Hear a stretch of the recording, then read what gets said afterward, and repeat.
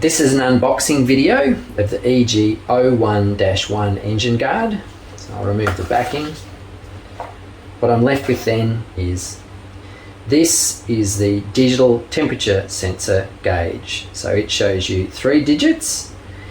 If you look along the top, number 1, number 2 and set, that shows that the temperature is displaying number 1. If the dot's under set, that allows you to change your alarm set point, which is the trigger point for the alarm.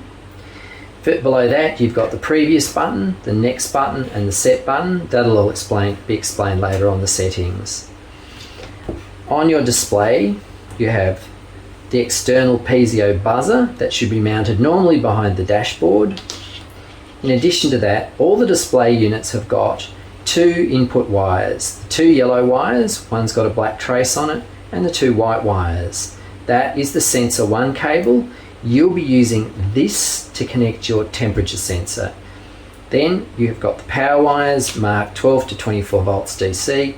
The red is power or supply. The black goes to ground or negative. This is the bolt-on temperature sensor. In most cases, this is located on the cylinder head of the vehicle, or in some cases it's located on the oil filter, and in some cases the transmission.